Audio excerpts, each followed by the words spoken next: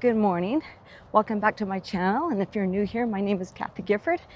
And today I'm going to talk about things that I would want to tell my 40-year-old self that to look out for when you become 50 or 58 in my case.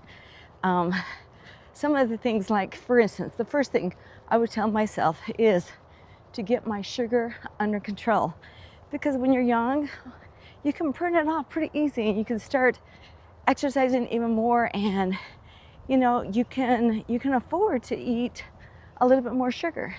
But when you're my age, no, you splurge, and then the next thing, I'm gonna eat so good, and the weight's just gonna drop off, and no, it just kind of clings to me. So I wish I would have had that sugar addiction a little bit more under control. Another thing I think I would like to tell myself back when I was 40 is the importance of sleep. Because sometimes you think, oh, I'm just gonna pull an all-nighter. I need to get all of this stuff done. It's fun, but you don't realize the importance of sleep. And sleep is so crucial. So that's one thing that I would probably tell my younger self is, don't stay up late. Get into a routine of just getting your rest, because that's when your body rebuilds, and so important. Another thing I would probably tell myself is don't stress the little things. I know that is hard when you're in a stressful situation, but if you look way down the line, those things just don't seem to be too important nowadays. So you gotta not stress about the little things, And it seems like when problems arise, you just rely on God, and somehow things turn out. So don't stress the little things.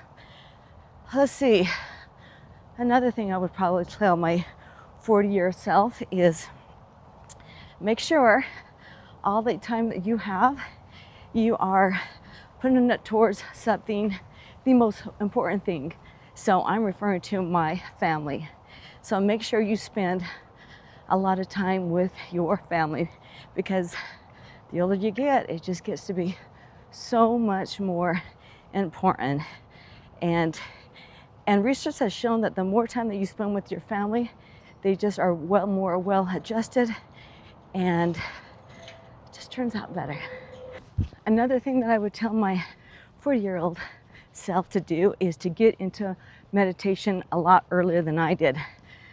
So when I turned 50, we moved back to Utah, and I started going back to the university to get my degree finally. And I went into nutrition, and one of the classes that I needed to take was this meditation class. And the professor was amazing.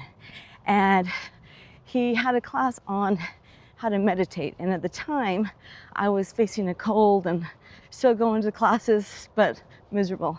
And he told us about this, and how he had not been sick for 10 years. And I was going, oh my gosh, I had a hard time believing this.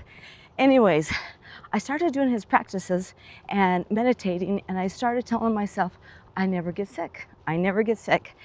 And I know this is gonna be hard to believe, but I actually went 5 years before my first little small cold. And then it's been like, probably I'm going on another 2 or 3 years. It's remarkable, and it's every time that I hear people sick, in the back of my mind, I always tell myself I never get sick. Or if I'm around sick grandkids or my children, I'm always telling them, I never get sick. And that was kind of caught on, and they're always teasing me, saying that mom never gets sick. And when I hear that, I take it internally. And I confirm it. Yeah, my body takes good care of me. I never get sick. And guys, there is something, and I know it's so hard to believe, but there is power in meditation, power in telling your mind certain things. So try it. Get into meditation. That's something I wish I would have started at 40. But now I just need to work on meditation, on tell my body that I don't like sugar. That's the next thing I need to train myself. So That's gonna be a major one. Anyways, so just some things I've been pondering today of items that I would tell my 40-year self to do way back 18 years ago. Anyways, everyone have a good day.